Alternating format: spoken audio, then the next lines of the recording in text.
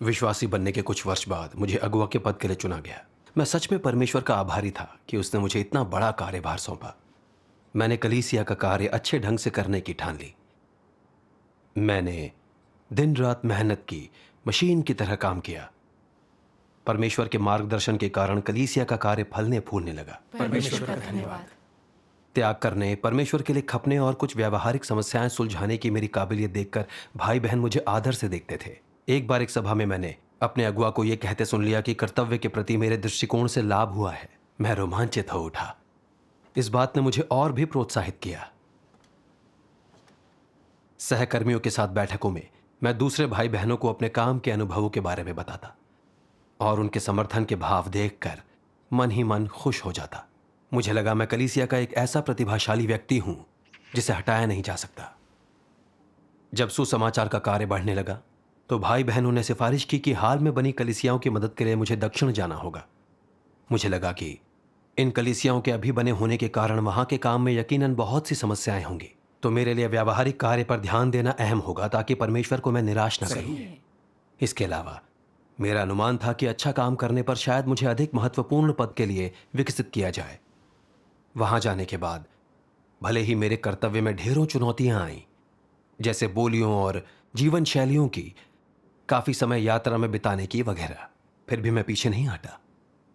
अपना कर्तव्य अच्छी तरह से निभाने में मैं हर दिन सभाएं करने और कलीसियाओं के कार्य की व्यवस्था करने में व्यस्त रहता। यहां तक कि खाना खाने में समय व्यर्थ करना भी मुझे पसंद नहीं था, तो मैं कुछ ऐसा उठा लेता जो बस में खा सकूं।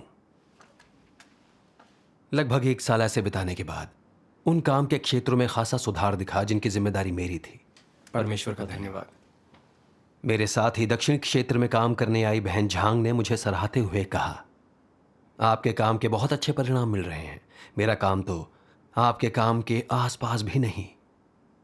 मैंने उन्हें दिलासा देते हुए प्रोत्साहित किया, परमेश्वर अपने कार्य की देखभाल स्वयं करता है। अगर हम पूरी लगन से काम करें तो हमें तमाम आयामों में तरक्की दिखाई देगी।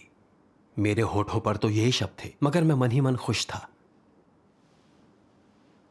मेरी जिम्मेदारियां अच्छी तरह पूरी होती देख मेरी अगुआ बहन शिन ने पत्र लिखकर मेरे कार्य अनुभवों के बारे में लिखने को कहा ताकि दूसरे उससे सीख सकें।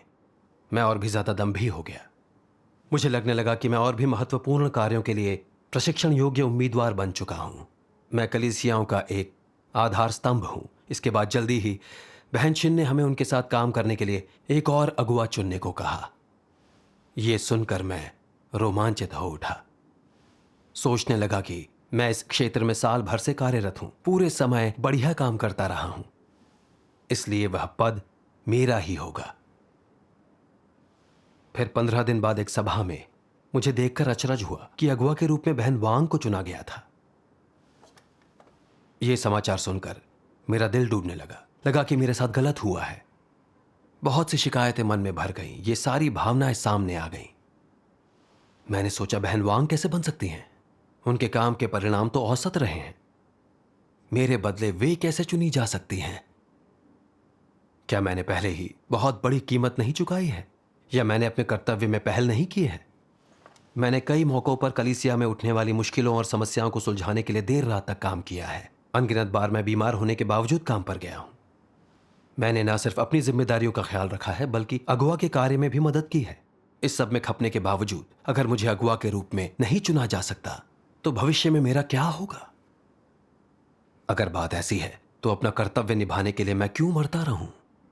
चाहे मैं कितनी भी तकलीफ सहूं, कितनी भी बड़ी कीमत चुकाऊं, किसी का ध्यान मुझ पर तो जाता नहीं।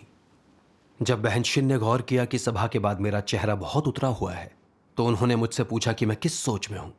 मैंने उनके सामने अपना हाल बयान कर दिया। बहन शिन ने बड़े सब्र के साथ मुझसे कहा, सच है, सब देखते हैं कि आप अपना कर्तव्य कितनी लगन से निभाते हैं, मगर ज्यादातर भाई बहनों का सोचना है कि आप जीवन प्रवेश पर ज्यादा ध्यान नहीं देते। जब कोई मुद्दा आता है तो आप उससे सबक सीखने के लिए आत्मचिंतन नहीं करते। इसके बजाय आप खुद को ऊंचा उठाकर दिखावा करते हैं। यही आपकी सबसे बड़ी समस्या है। परमेश्वर के घर में सत्य और न्याय का राज है। जब भाई बहन हमें नहीं चुनते तो यह परमेश्वर की धार्मिकता है। हमें आत्मचिंतन करना चाहिए। हम कोई भी कर्तव्य निभा रहे हों, हमें परमेश्वर की व्यवस्थाओं और आयोजनों का पालन करना चाहिए। हमें सत्य खोजने पर ध्यान देना चाहिए। हमें खुद के भ्रष्ट स्वभावों पर आत्मचिंतन करना चाहिए। स्वभाव बदलने का प्रयास करना चाहिए। सिर्फ यही बात परमेश्वर की इच्छा के अनुसार है। सही है। बहन शिन ने सीधे तौर पर मेरी समस्या को संबोधित किया, लेकिन मेरे अंदर आत्मज्ञान था ही नहीं। हालांकि मैंने कुछ नहीं कहा, पर मैं मन ही मन गुस्सा हो रहा था। मैंने माना मुझ में जीवन प्रवेश की कमी है और मुझे ज्यादा आत्मज्ञान नहीं है। मुझे लगा मैं उनसे बेहतर हूं जो समझ की बात करते हैं पर कर्तव्य मन से नहीं निभाते। मुझे लगा कि लोग मुझे नीची नजर से देखते हैं, इसलिए अपने कर्तव्य में कड़ी मेहनत करने का क्या फायदा। इसके बाद से मैंने ऐसी ही मानसिकता पाल ली। जब बहन शिन मुझे किसी काम में मदद के लिए कहती तो मैं ऐसे काम चुनता जो आराम से किए जा सके। जो काम मुश्किल होते, जिनके लिए ज्यादा कीमत चुकानी पड़ती, उन्हें छोड़ देता। मैं ऐसी कड़ी मेहनत अब नहीं करना चाहता था। जब बहन शिन को काम में मुश्किलें झेलते देखता तो मैं खुश होते हुए सोचता, अब आपको मेरा मूल्य पता चला। जब नई चुनी हुई अगुआ बहन वांग हमारे साथ सभा करने आती तो मैं उन्हें बिल्कुल नकार देता। मैं मन ही मन सोचता, क्या आप मुझसे थोड़ी बड़ी नहीं हैं? फिर भी आप किसी भी बात में मेरी बराबरी नहीं कर सकती। सत्य के बारे में संगति करने से लेकर कलीसिया की समस्याओं को सुलझाने तक। रुतबे की मेरी आकांक्षा पूरी न होने के कारण मैं अगुआ के प्रति पूर्वाग्रह और असंतोष से भरा हुआ था। मैं नकारात्मक बनकर अपना कर्तव्य यूं ही निभा रहा था। बाहर से देखने पर यह अगुआ के खिलाफ होना लगता था, लेकिन यह कर्तव्य द्वारा गुस्सा दिखाना परमेश्वर के प्रति नकारात्मक होना था। आप सही है। अच्छा, उसके बाद क्या आपने सत्य खोजकर अपनी स्थिति का समाधान किया? उस समय मैं वाकई सुन्न था। मेरा दिल सख्त हो गया था। हालांकि अगुआ मेरे साथ निपटे, मदद की पेशकश की, फिर भी मैंने कभी आत्मचिंतन नहीं किया। मैं करीब 3 महीने तक ऐसी ही नकारात्मक अवस्था में रहा। मेरी आत्मा में अंधेरा बढ़ता रहा। हर सभा में मेरी संगति नीरस और फीकी होती। मुझ में दूसरों की समस्याओं को लेकर कोई अंतर्दृष्टि नहीं थी। मैं उन्हें सुलझाने में मदद नहीं कर पाता था। यह बहुत ही अजीब था। सभा तो जैसे खत्म ही नहीं होती। सुसमाचार का प्रचार करने वालों की समस्याएं मैं नहीं सुलझा पाता था। इससे हमारा सुसमाचार का कार्य धीमा पड़ गया। जल्दी ही मुझे बीमारी के अनुशासन का सामना करना पड़ा। एक दिन मैंने अचानक पूरे शरीर में कमजोरी और शिथिलता महसूस की। सांस भी नहीं ले पा रहा था। मैं बेहोश हो गया। भाई बहनों ने मुझे इलाज के लिए अस्पताल भेज दिया, लेकिन अभी भी मैंने आत्मचिंतन कर प्रायश्चित करने से इनकार कर दिया। आखिरकार मुझे मेरे कर्तव्य से हटा दिया गया क्योंकि मैं कोई भी व्यावहारिक कार्य नहीं कर रहा था। अगुआ ने आत्मचिंतन के लिए मेरे गांव जाने की व्यवस्था कर दी। खबर मिलने पर मैं बुरी तरह रो पड़ा। मेरा दिल जानता था कि मैंने पवित्र आत्मा का कार्य खो दिया है। मेरा कर्तव्य गंवा देना मुझ पर परमेश्वर के धार्मिक स्वभाव का आना है। लेकिन यह सोचकर कि मेरे साथ दक्षिण आए सभी सहकर्मी महत्वपूर्ण पदों पर हैं, जबकि मुझे घर वापस भेजा जा रहा है, मैंने बहुत अपमानित महसूस किया। कुछ वर्ष पहले अपने गांव में मुझे गिरफ्तार किया गया था, तो गांव जाना सुरक्षित नहीं था। इसलिए अगुआ ने मुझे एक भाई के घर भेज दिया जो एक पहाड़ी इलाके में रहता था। वहां रात में मैं लकड़ी की एक खराब सी चारपाई पर सोता। उन दिनों को याद करता जब मैं अपना कर्तव्य निभाने के लिए दक्षिण की ओर निकला था, दृढ़ संकल्प से सराबोर, कलीसिया के कार्य करने और पदोन्नति पाने की ठान कर। पर कार्य बाधित करने के कारण मुझे कर्तव्य से हटा दिया गया। मेरे गांव के भाई बहनों को पता चला तो वे मेरे बारे में क्या सोचेंगे? क्या वे कहेंगे कि अपना कर्तव्य नहीं निभाया और व्यावहारिक कार्य ना कर पाया, इसलिए मुझे हटा दिया गया? दूसरों के हिकारत से देखने के ख्याल ने मुझे परेशान कर दिया। मैं इस बारे में जितना सोचता उतना ही बेचैन हो जाता। मेरे मन में आत्महत्या का भी ख्याल आने लगा। शौहरत और रुतबा लोगों को कितना नुकसान पहुंचाते हैं। वाकई। इसलिए मैंने प्रार्थना की, हे परमेश्वर, मैं सच में पीड़ा में हूं। अगुआ के रूप में अपना कर्तव्य गंवा देना मुझसे मेरा जीवन छीनने जैसा था। मुझे रुतबे के पीछे नहीं भागना चाहिए, लेकिन मैं इसकी बेड़ियां तोड़ नहीं पा रहा। हे परमेश्वर, मेरा मार्गदर्शन करो ताकि मैं खुद को जान सकूं, तुम्हारी इच्छा समझ सकूं। आमीन। अपनी प्रार्थना के बाद मैंने परमेश्वर के वचनों के कुछ अंश पढ़े। आइए वीडियो देखते हैं। ठीक है।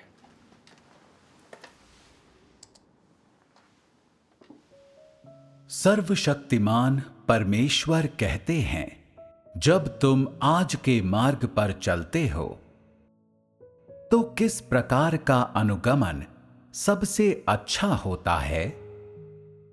अपने अनुगमन में तुम्हें खुद को किस तरह के व्यक्ति के रूप में देखना चाहिए? ये तुम्हारे हित में है कि तुम ये जानो कि आज जो कुछ भी तुम पर पड़ता है उसके प्रति तुम्हारा नजरिया क्या होना चाहिए, चाहे वो परीक्षण हो या कठिनाइयां, या फिर निर्मम ताड़ना और श्राप। इन सभी मामलों का सामना करते हुए हर स्थिति में तुम्हें उन पर सावधानी पूर्वक विचार करना चाहिए।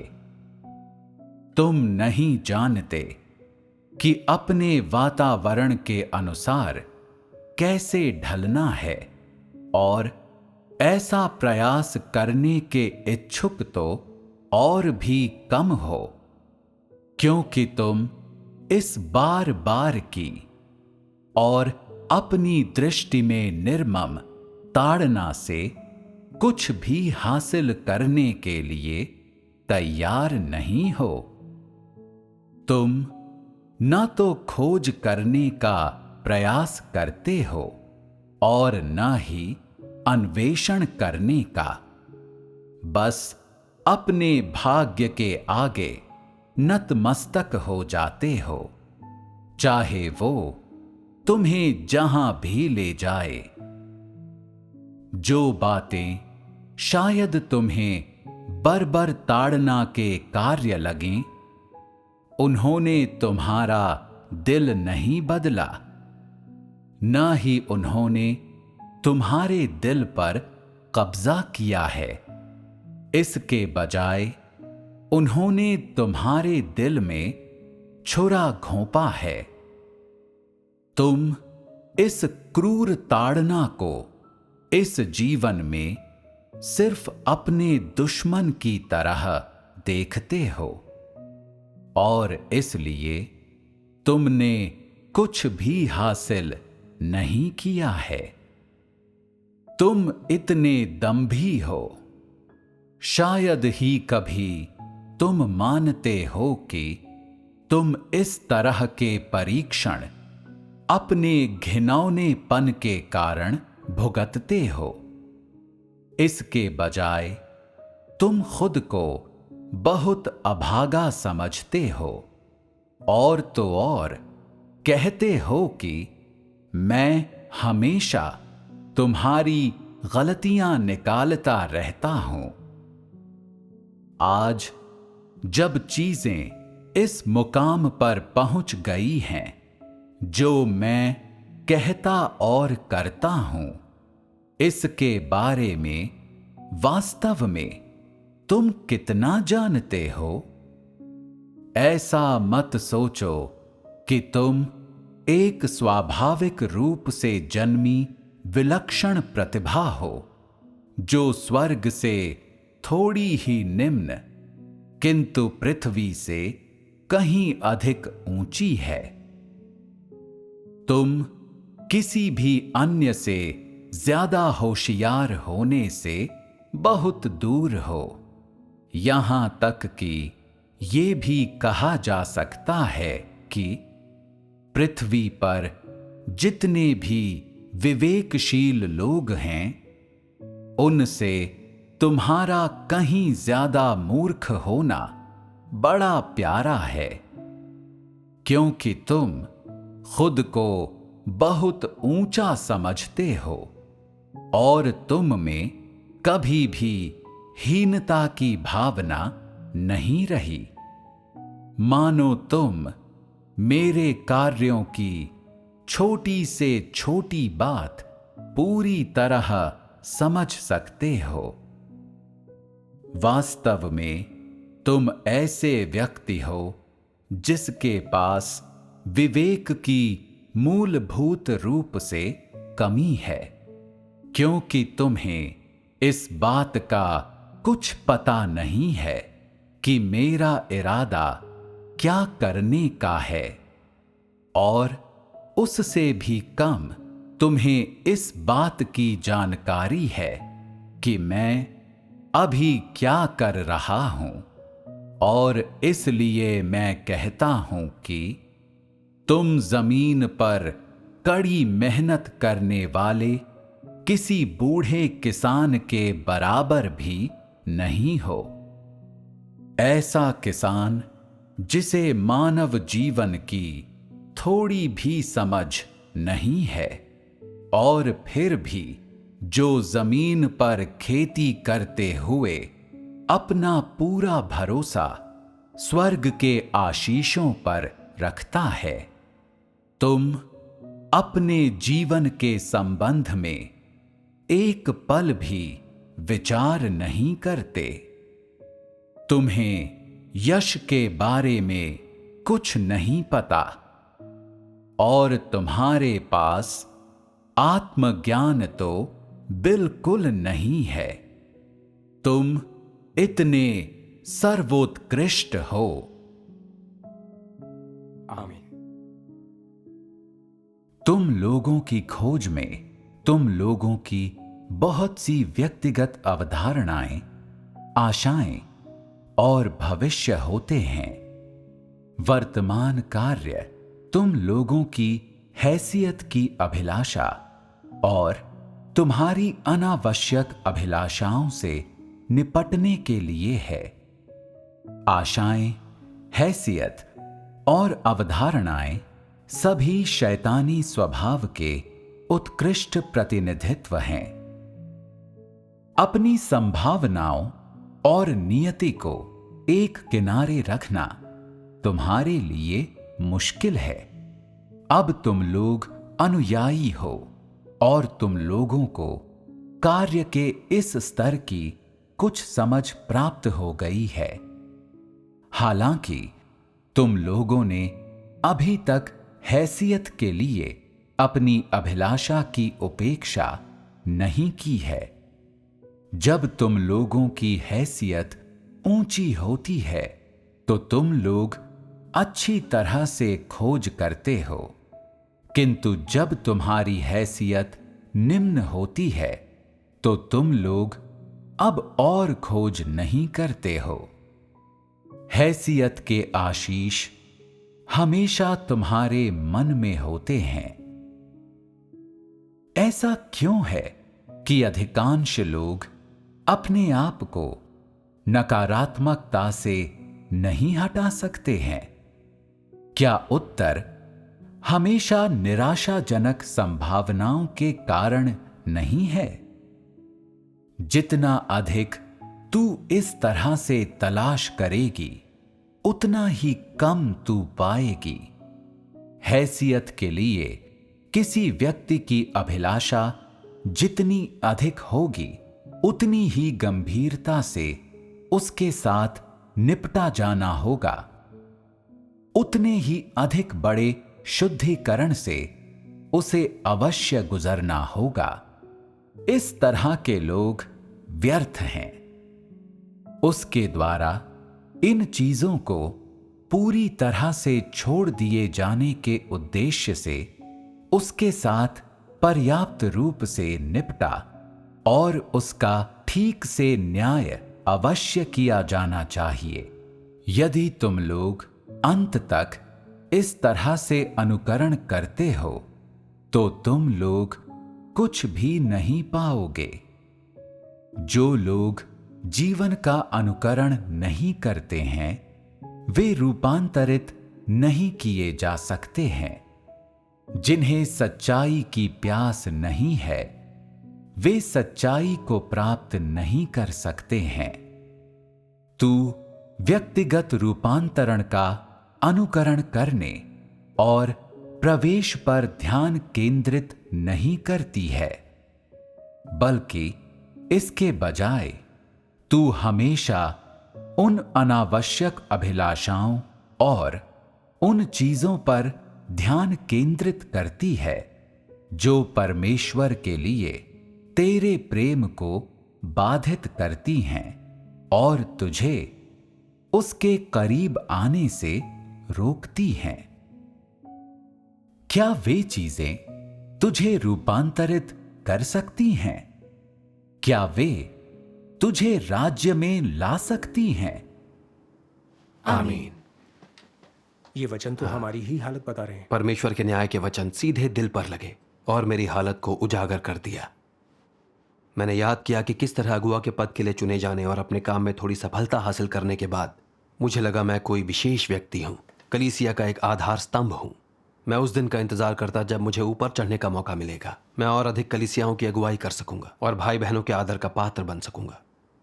जब मैंने जो शोहरत और पद चाहे वो नहीं मिले तो मैंने आत्मचिंतन नहीं किया, बल्कि असंतोष और गुस्से में डूब गया।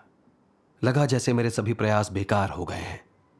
मुझे बीमारी ने अनुशासित किया, फिर भी मैं निष्ठुर बना रहा, परमेश्वर की ओर नहीं मुड़ा।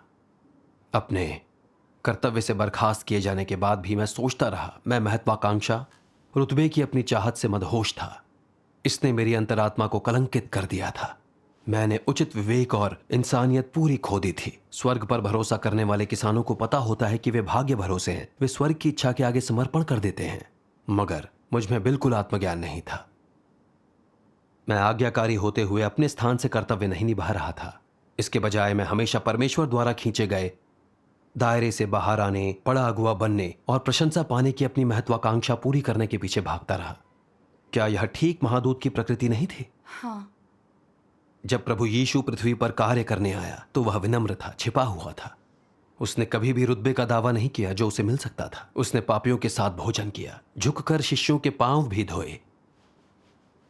आज परमेश्वर फिर एक बार देहधारी होकर पृथ्वी पर कार्य करने आया है, लेकिन वह स्वयं को कभी परमेश्वर नहीं कहता।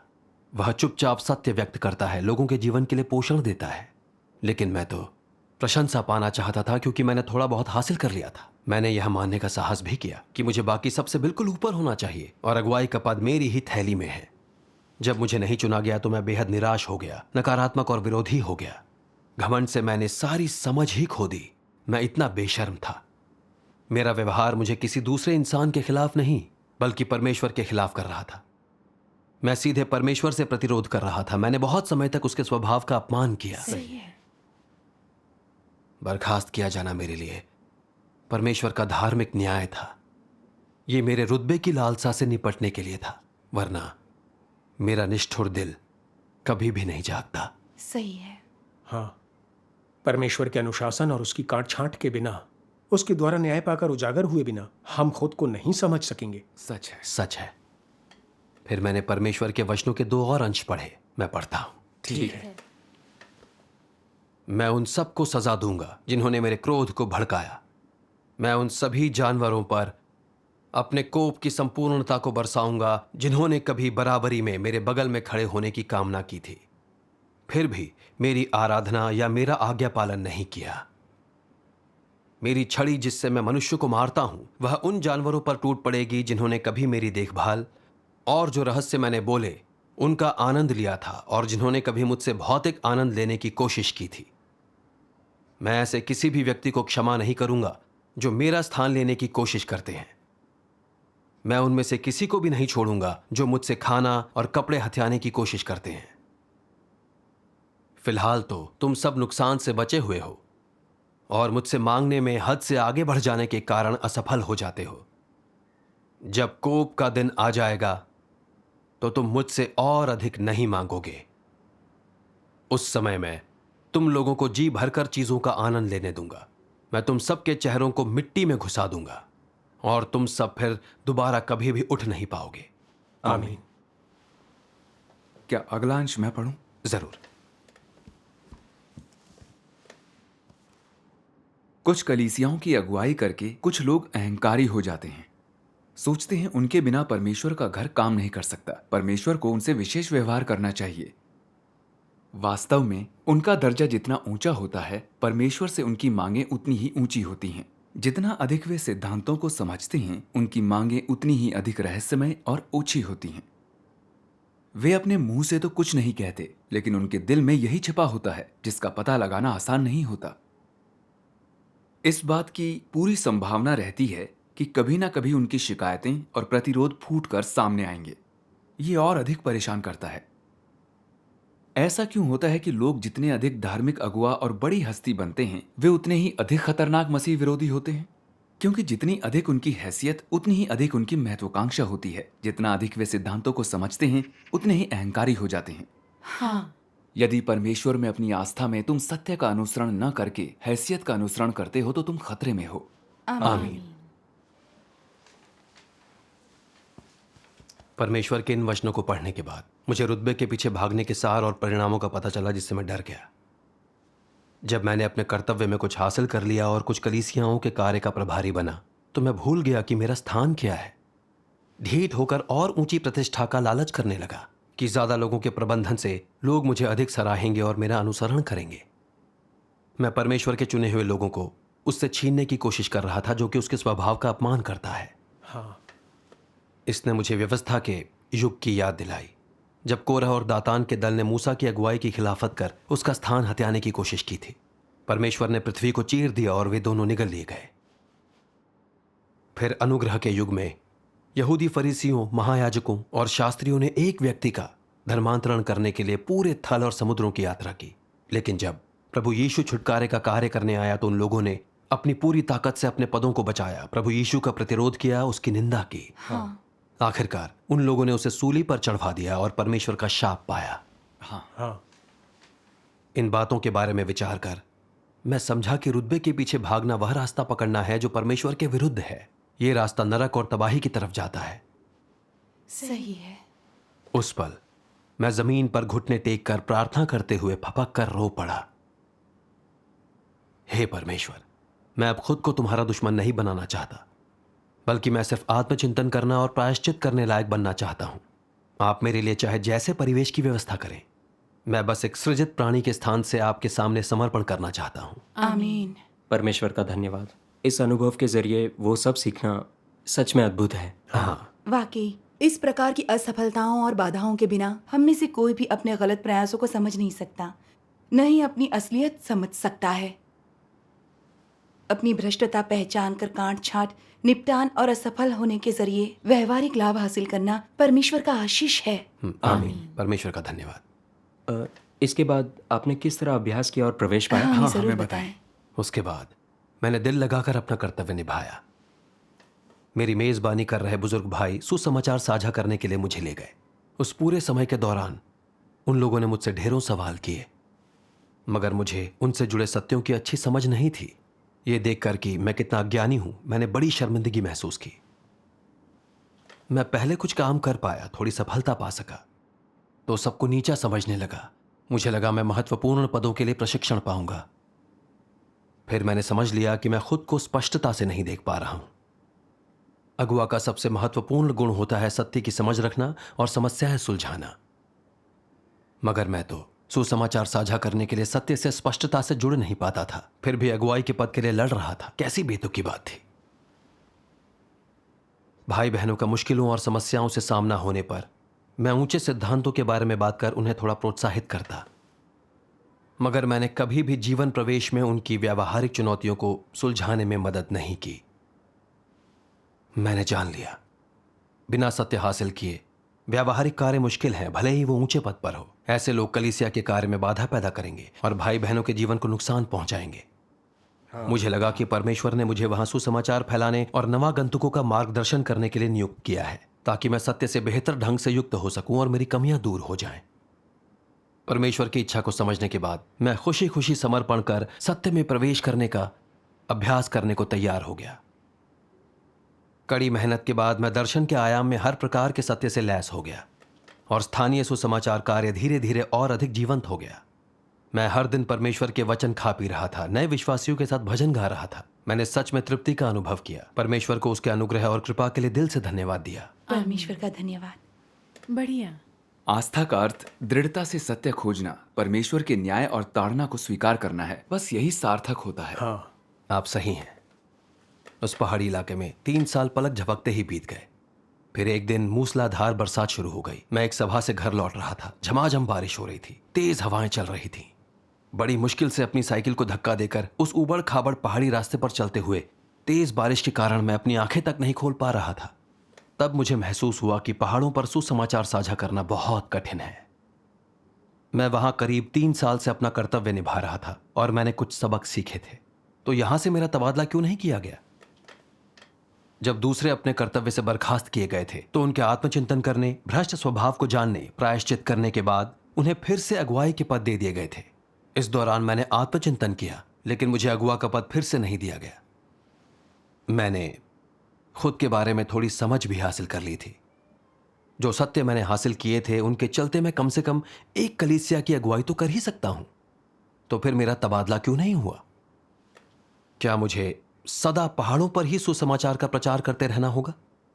इस विचार ने मुझे थोड़ा निराश कर दिया। घर पहुंचने पर मैंने महसूस किया कि पूरे रास्ते में अपनी गलत फहमियां ही दिखाता रहा। दिल फिर एक बार प्रतिष्ठा का लालच कर रहा था। मैंने परमेश्वर से अपने हृदय की रक्षा करने की विनती की ताकि मैं शांत हो सकूं। थोड़ी देर बाद मैंने उनके वचनों के ये 2 अंश पढ़े।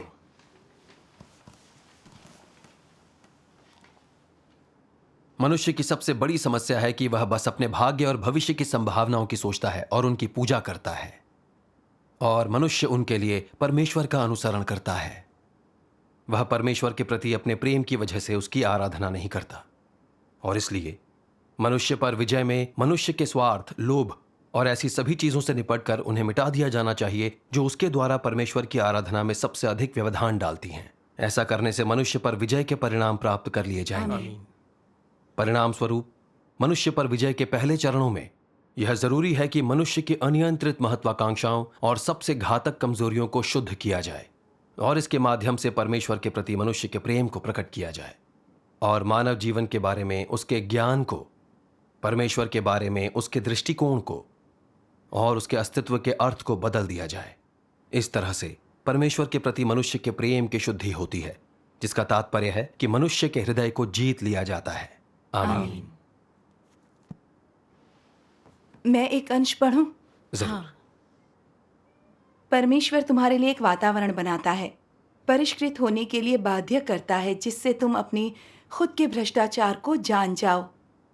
अंततः तुम उस बिंदु पर पहुंच जाते हो जहां तुम अपनी योजनाओं और इच्छाओं को छोड़ देना और परमेश्वर की संप्रभुता और व्यवस्था के प्रति समर्पण करना पसंद करते हो। इसलिए अगर लोगों को कई वर्षों तक शुद्धिकरण नहीं मिलता है, अगर वे एक हद तक पीड़ा नहीं सहते हैं, तो वे अपनी सोच और हृदय में देह के भ्रष्टाचार के बंधन से बचने में सक्षम नहीं होंगे। जिन भी पहलुओं में तुम अभी भी शैतान के बंधन के अधीन हो, जिन भी पहलुओं में तुम अभी भी अपनी इच्छाएं रखते हो, जिनमें तुम्हारी अपनी मांगे हैं, यही वे पहलू हैं जिनमें तुम्हें कष्ट उठाना होगा। केवल दुख से ही सबक सीखा जा सकता है, जिसका अर्थ है सत्य पाने और परमेश्वर के इरादे को समझने में समर्थ होना। आमीन। परमेश्वर के वचनों को पढ़कर मैंने समझा कि शैतान द्वारा भ्रष्ट कर दिए जाने के बाद सभी उसके जहर में ही जीते हैं। जैसे कि सारे ब्रह्मांड का सर्वोच्च शासक बस मैं ही हूं।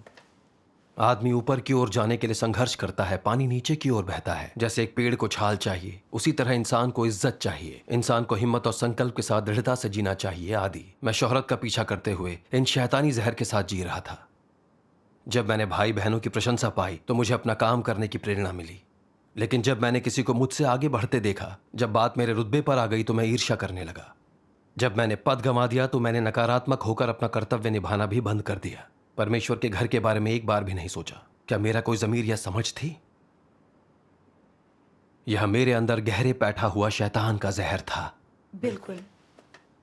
परमेश्वर लोगों को न्याय, ताड़ना, काट छांट, निपटान, परीक्षण और शुद्धिकरण द्वारा बचाता है। इस तरह से लोगों के गलत विचारों और लक्ष्यों को बदला जा सकता है, शैतानी स्वभाव को परिवर्तित किया जा सकता है। फिर वे शैतान के जहर में नहीं जीते, परमेश्वर से प्रेम करने और आज्ञाकारी होने योग्य बनते हैं।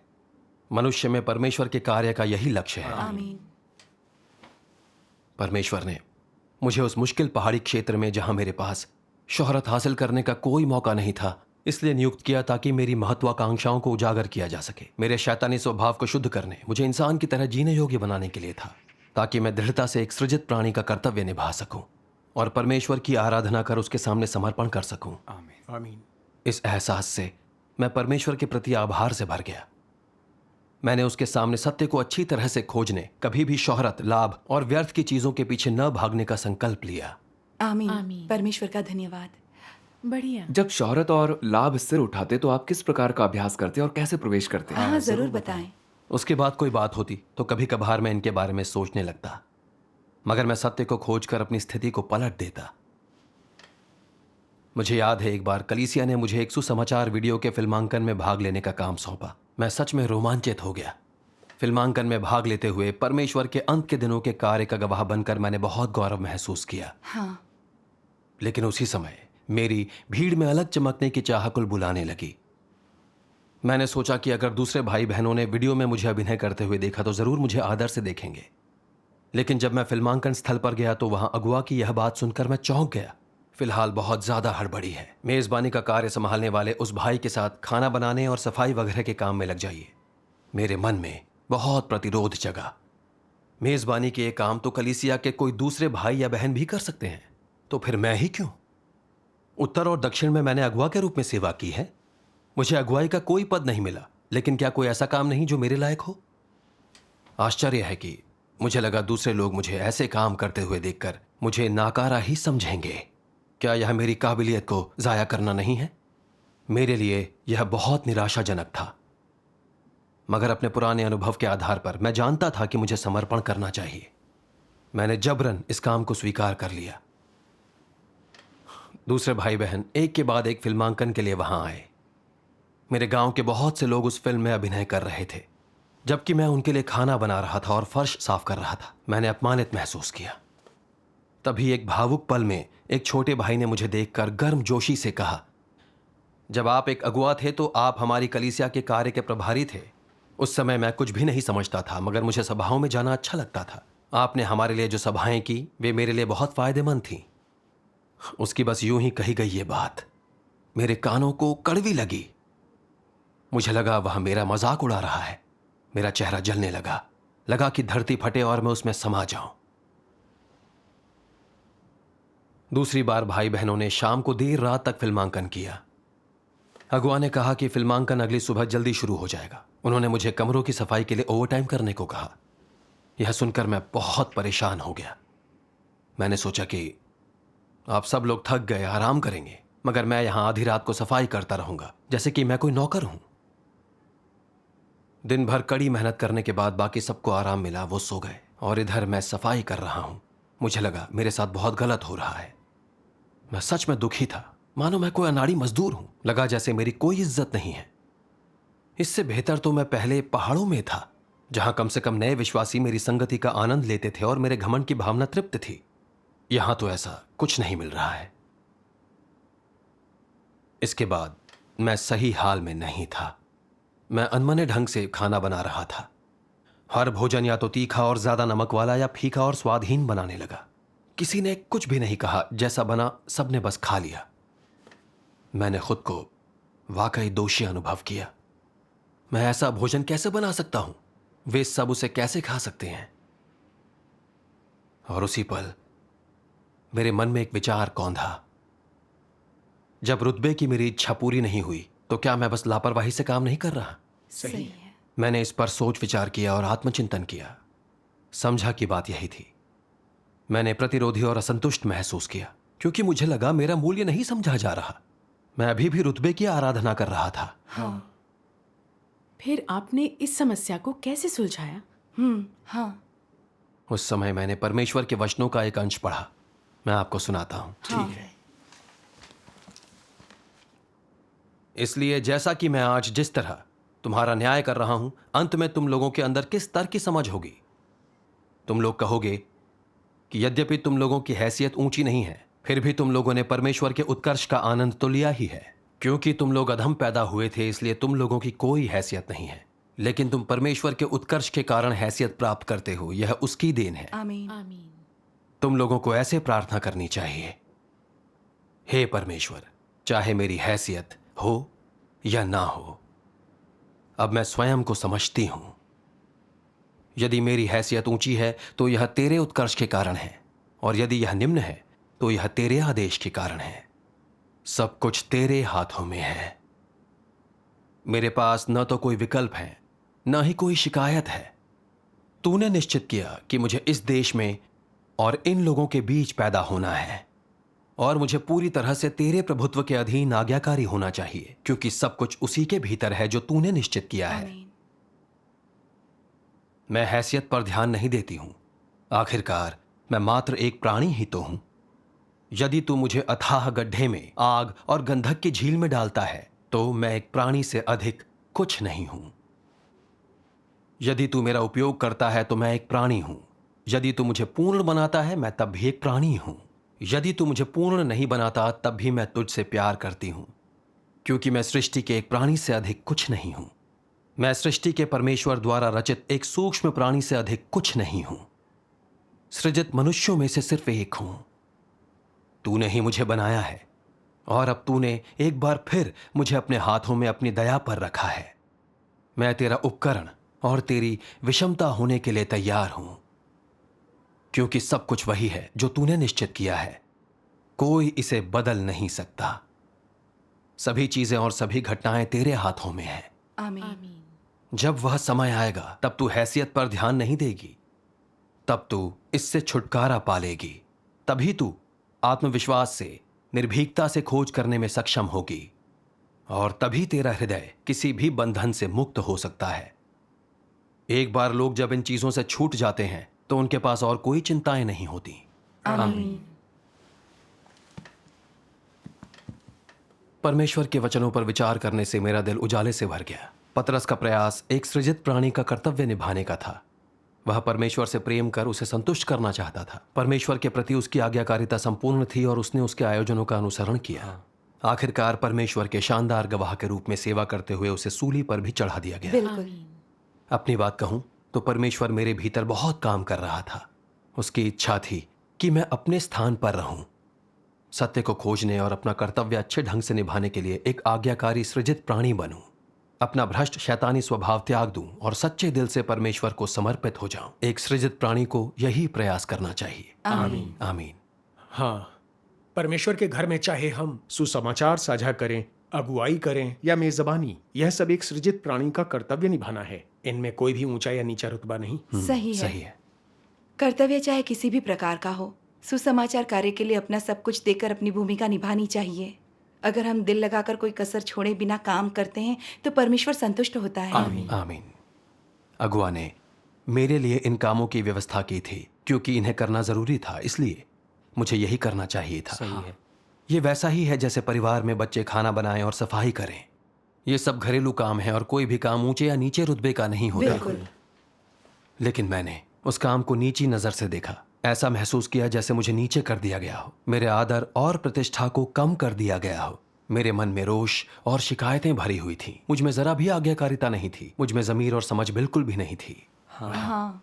इन विचारों ने मुझे पछतावे और खुद के प्रति नाराजगी से भर दिया। मैंने अपना कर्तव्य अच्छे ढंग से निभाने को तैयार होकर परमेश्वर से प्रार्थना की और पाप स्वीकार किया। आमीन। फिर खाना बनाते समय मैंने रसोई घर में जाकर सब्जियां काटने और बर्तन धोने की पहल की। काम करते समय परमेश्वर के वचनों पर सोच विचार किया। मुझे सुकून और खुशी का एहसास हुआ। परमेश्वर का धन्यवाद। सफाई करते समय मुझे कोई शिकायत नहीं थी, बल्कि मैंने खुद को परमेश्वर के करीब महसूस किया। परमेश्वर का परमेश्वर का धन्यवाद। धन्यवाद। मैं भाई बहनों के साथ सच्चे दिल से खुलकर अपने कर्तव्य से सीखी हुई बातें साझा कर सका। मुझे दिल से लगा कि एक इंसान की तरह थोड़ा बहुत भी जीने का बस यही एक तरीका है। परमेश्वर का धन्यवाद। हाँ, इन बातों का अनुभव करके मैं गहराई से सीख सका कि परमेश्वर द्वारा मेरा न्याय और ताड़ना मेरे लिए उसका उद्धार है। परमेश्वर के न्याय और ताड़ना ने मेरे गलत प्रयासों और नजरियों को बदल दिया था, मुझे शैतानी स्वभाव से शुद्ध होने दिया था। आज मैं परमेश्वर के घर में दृढ़ता से अपना कर्तव्य निभा पा रहा हूं। यह पूरी तरह से परमेश्वर के न्याय और ताड़ना का नतीजा है। आमीन। परमेश्वर का धन्यवाद। सर्वशक्तिमान परमेश्वर का परमेश्वर का धन्यवाद। धन्यवाद। सिर्फ परमेश्वर का न्याय और ताड़ना ही मनुष्य को बदल कर उसे बचा सकते हैं। आमीन। हाँ। परमेश्वर का धन्यवाद।